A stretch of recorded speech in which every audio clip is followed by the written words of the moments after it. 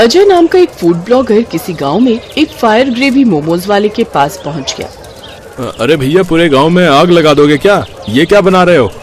दूर हो जाओ वरना तुम्हारा कैमरा जल जाएगा। मोहन ने उस ग्रेवी में एक जबरदस्त तड़का मारा जिससे कढ़ाई में आग जैसी जलने लगी। आसपास के लोग दूर हो गए। तो बताओ, ज्यादा तीखा खाना है कि कम?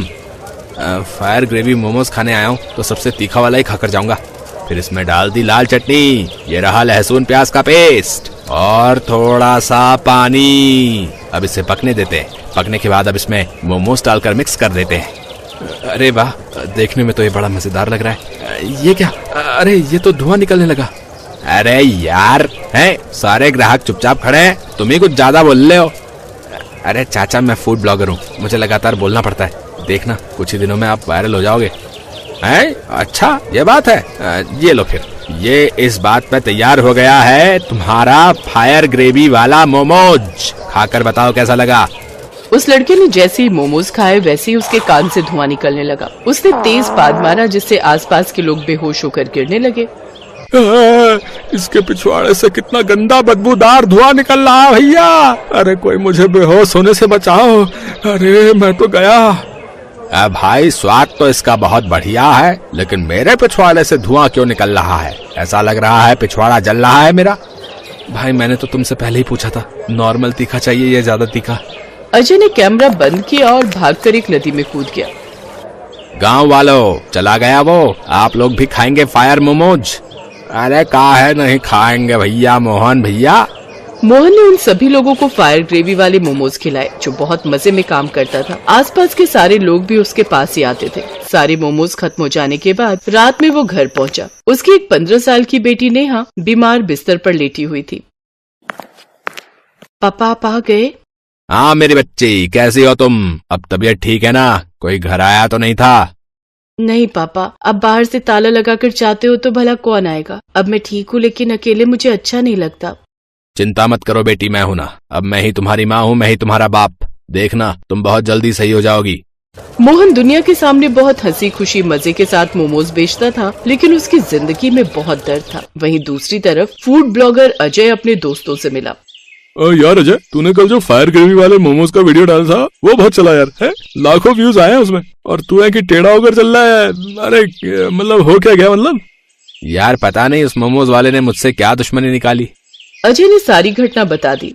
भाई के साथ इतना बड़ा धोखा हो गया और तू मुझे अब बता रहा है? दोस्तों चलो उस आदमी का ठेला पलटा देते हैं। अगले दिन मोहन ने अपनी बेटी को दवा खिलाई, खाना खिलाया, ठेला लेकर गांव निकल गया। जल्दी जल्दी आ जाओ गाँव वालों, आपका फायर ग्रेवी वाला मोमोज हाजिर है आप लोगों के लिए। धीरे धीरे पूरा गांव इकट्ठा हो गया। बेटा, तुम दुनिया के सामने भले ही हंसते रहते हो, लेकिन मुझे तुम्हारा चेहरा देखकर लगता है कि तुम्हारे अंदर बहुत गहरा दर्द है। बाबा, अगर मैं मजे से मोमोज नहीं बेचूंगा तो लोग मेरे पास आएंगे ही नहीं, और अगर आएंगे नहीं तो मेरा धंधा नहीं चलेगा, और मेरा धंधा नहीं चलेगा तो मेरी बेटी मुझे छोड़कर चली जाएगी, क्योंकि उसके दिल में छेद है। डॉक्टर ने बोला है कि 6 महीने के अंदर उसका ऑपरेशन कराना पड़ेगा, और ऑपरेशन में लाखों रुपए लगेंगे। तभी अजय अपने दोस्तों के साथ वहाँ कैमरा लेकर पहुँच गया। तुम लोगों को पूरा प्लान याद है ना? हाँ भाई। अजय अपने दोस्तों को लेकर ठेले के पास पहुँच गया। भाई जल्दी से मेरे और मेरे दोस्तों के लिए फायर ग्रेवी वाले मोमोज लगा दो, लेकिन आज तीखा कम बनाना। ठीक है भाई लोग। मोहन धीरे धीरे वायरल होने ही लगा था, इसलिए कुछ और भी ब्लॉगर्स वहाँ पर कैमरा लेकर पहुँच गए। उन्हीं में से एक आदित्य भी था। मोहन भाई, एक बार मेरे कैमरे पे बोल दीजिए कि आपका फायर ग्रेवी वाले मोमोज खाने के लिए कहाँ आना पड़ेगा, फिर लाइक एंड सब्सक्राइब करवाना है। दोस्तों, आप सभी लोग मेरे फायर ग्रेवी वाले मोमोज खाना चाहते हैं तो रामपुर गांव में बरगद के पेड़ के नीचे काली मंदिर के बगल में आ जाइए। मोहन ने वहाँ पर खड़े सभी लोगों को फायर ग्रेवी वाले मोमोज खिलाए। सब बड़ी खुशी के साथ खाने भी लगे। तभी भाई मेरे पास ये फटी नोट है, चल जाएगी क्या? अरे नहीं भाई।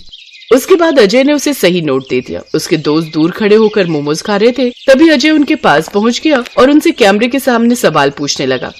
तो आप लोग पहली बार मोहन के फायर ग्रेवी वाले मोमोज खाने आए, कैसा लगा आपको? भाई मैं तो आपके वीडियो देखकर ही आ गया था, लेकिन ये तो 2 कौड़ी के मोमोज हैं। मैं तो इसलिए खा रहा हूँ ताकि पैसे न बर्बाद हों। इस तरह अजय ने अपने सभी दोस्तों के साथ उल्टे सीधे कमेंट कराकर वीडियो बना लिया। दूर से दूसरा ब्लॉगर आदित्य चुपके से उन लोगों का वीडियो बना रहा था। वैसे मोहन मोमोज बहुत अच्छे बनाता है, लेकिन उसने मेरा पिछवाड़ा जलाकर गलती कर दी।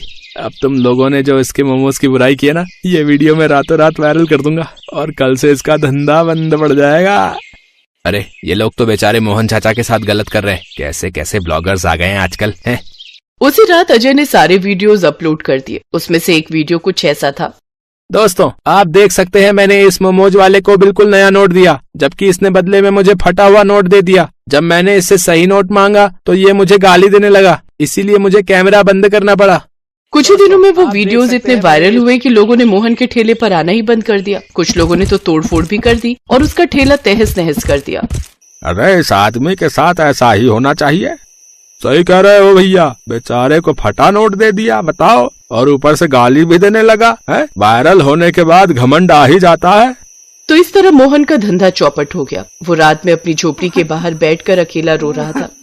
ए भगवान, मैंने ऐसा क्या कर दिया कि मेरे साथ ऐसा हो गया।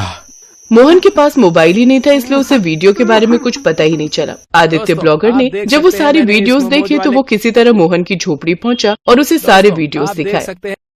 तो इस वजह से लोगों ने मेरा ठेला तोड़ दिया। चाचा लोग अपने फॉलोअर्स होने का ना गलत फायदा उठा लेते हैं। चिंता मत करो, मेरे पास सबूत है। आज रात ही मैं अपनी आईडी से ये वीडियोस डालता हूँ। उसी रात आदित्य ब्लॉगर ने सबूत वाला वीडियो अपलोड कर दिया। रात भर में करोड़ों व्यूज आ गए। अगली सुबह अरे ये क्या हो गया यार, मेरा तो चैनल ही उड़ गया। ए भगवान, मेरे तो लाखों सब्सक्राइबर चले गए, अब मैं क्या करूंगा। वहीं दूसरी तरफ आदित्य मोहन की झोपड़ी पहुंचा। चाचा ये देखो, जो मेरे पास सबूत था वो मैंने कल रात अपलोड किया था। इसमें करोड़ों व्यूज आ चुके हैं। मैंने इसी वीडियो से लाखों रुपए कमा लिए, जिसमें से मैं 10 लाख आपको देने आया हूँ। बेटा, तुमने मेरी छवि सुधार दी, इसके लिए मुझे तुम्हें धन्यवाद अदा करना चाहिए, और उल्टा तुम ही मुझे पैसे दे रहे हो। चाचा मेरा चैनल चल नहीं पा रहा था, आपकी वजह से अचानक लाखों सब्सक्राइबर्स आ गए। उसका छोटा सा हिस्सा तो आपका बनता ही है। बेटा, भगवान तुम्हें खूब तरक्की दे। तुम जानते नहीं कि तुमने मेरी कितनी मदद की है। अगले ही दिन उसने अपनी बेटी को ऑपरेशन कराया और वो कुछ ही दिनों में पूरी तरह स्वस्थ हो गई। बाकी बचे पैसों से उसने एक छोटा सा रेस्टोरेंट खोल लिया, जहां विदेशी लोग भी आने लगे। वो अब इतना वायरल हो गया कि मार्केटिंग एजेंसीज उसे लाखों के ऐड देने लगी। कुछ ही दिनों में मोहन करोड़पति बन गया। दोस्तों, आजकल बहुत सारे फूड ब्लॉगर्स अपनी पर्सनल खुन्नस निकालने के लिए लोगों की छवि खराब कर देते हैं। कृपया ऐसा ना करें।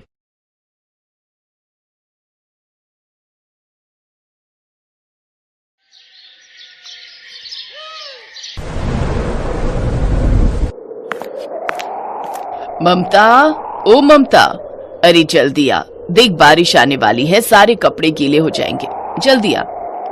आई माँ जी। ये है सरला और ममता। सरला ममता की सास थी। दोनों उत्तराखंड के एक छोटे से गांव में रहते थे। ये गांव भारत चीन बॉर्डर के बिल्कुल पास था और ऊंची पहाड़ी पर बसे इस गांव में मुश्किल से बस 50 घर ही थे। सरला के पति नेपाल सिंह एक किसान थे, पर एक दिन बिजली गिरने की वजह से नेपाल सिंह और उनके बेटे कमलेश की मौत हो गई। फिर ममता और सरला ने खेतीबाड़ी का काम संभाल लिया और बड़ी मुश्किलों से उनका गुजारा चल रहा था। और फिर एक दिन, हे भगवान, पता नहीं तूने हमारी किस्मत में क्या लिखा है। क्या हुआ माँ जी? कितनी मुश्किल से तो फसल पककर तैयार हुई थी और अब ये बिन मौसम की बारिश कहीं फसल को खराब ना कर दे। भरोसा रखो माँ जी, भगवान सब ठीक करेंगे। हाँ, अब तो उनका ही सहारा है। सरला और ममता ने खाना खाया और सोने के लिए जमीन पर ही अपने अपने गद्दे लगा लिए। उन दोनों की आर्थिक स्थिति ज्यादा अच्छी नहीं थी। जिंदगी जीने के लिए दोनों को बहुत मेहनत करनी पड़ती थी।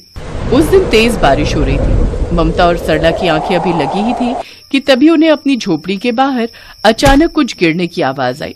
उस आवाज की वजह से उन दोनों की नींद टूट गई।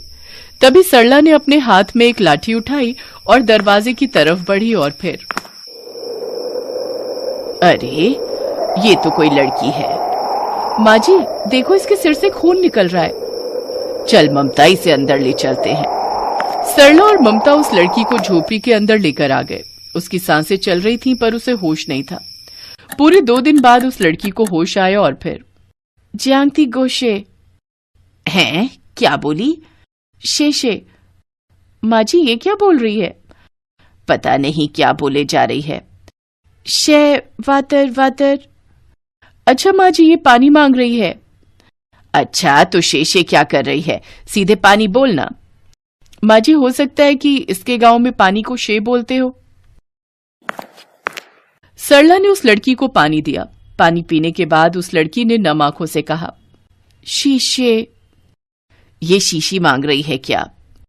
नहीं माँ जी, वो हाथ जोड़ रही है, लगता है धन्यवाद बोल रही है। अरे वो तो ठीक है, पर इससे बात कैसे करें? कैसे पूछें कि ये कौन है और कहां से आई है? सरला और ममता को आपस में बात करते हुए देख यांगसुन समझ गई थी कि उसके होने से वो दोनों परेशान हो रही हैं। फिर उसने कहा, वो हुई जोधा। अरे मेरी माँ, हिंदी बोल, तेरी तो कोई बात समझ नहीं आ रही हमें। माँ जी, मुझे लगता है कि ये चीन से है और इसकी भाषा भी वहीं की लग रही है।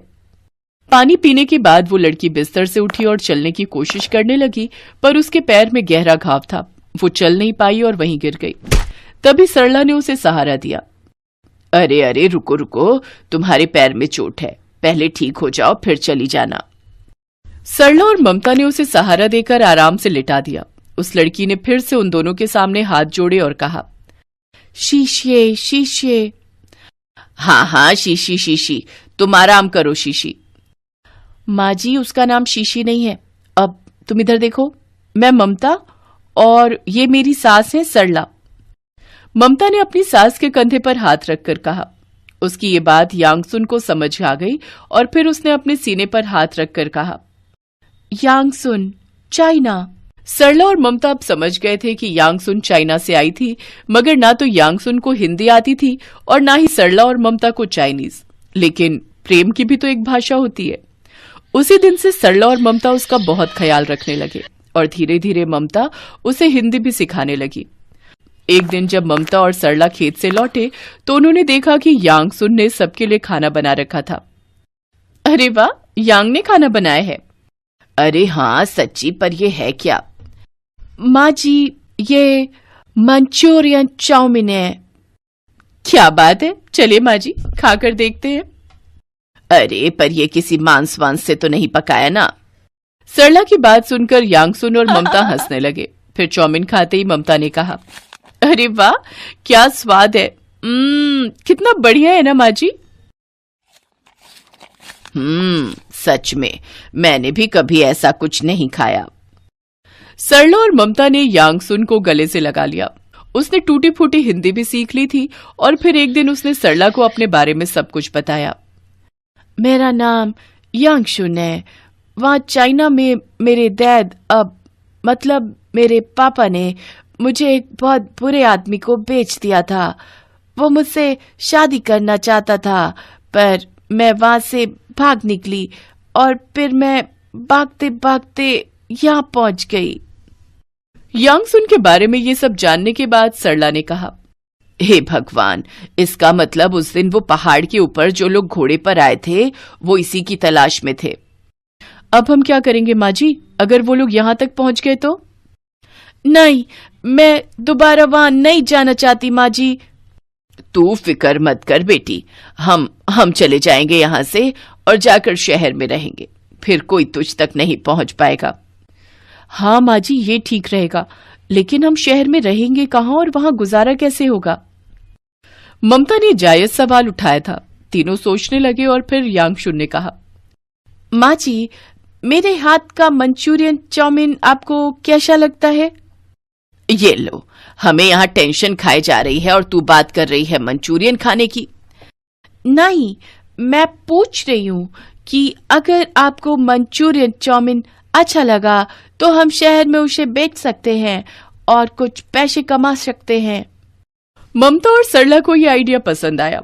सरला ने अपने जेवर गिरवी रखकर एक दुकान किराए पर ली और फिर तीनों ने मिलकर मंचूरियन चाउमीन बेचना शुरू कर दिया। यूं तो शहर में कई ठेले थे, पर यांगसुन के हाथों में अलग ही स्वाद था जो लोगों को बहुत भाया। धीरे धीरे ममता और सरला भी वैसे ही चाउमीन बनाने में माहिर हो गई और फिर गुजरते वक्त के साथ सब कुछ बदलता गया। फिर एक दिन, माँ जी, ममता दीदी, जरा यहाँ आइए। हाँ बताओ, क्या हुआ? ये देखिए, कैसा लग रहा है? ममता और सरला ने ऊपर देखा तो उनकी दुकान के ऊपर एक बोर्ड लगा हुआ था जिस पर बड़े बड़े अक्षरों में लिखा था, सास बहू की मंचूरियन चाउमीन। साथ में ममता और सरला की फोटो भी लगी हुई थी, जिसे देखकर ममता और सरला की आंखों में आंसू आ गए। और फिर सरला ने रुंधे गले से यांगसुन की तरफ झुकते हुए कहा, शिष्य शिष्य। हाँ, लोग अपने बच्चों के नाम पर दुकान का नाम रख लेते हैं। ममता मेरी बहू है तो तू आज से मेरी बेटी।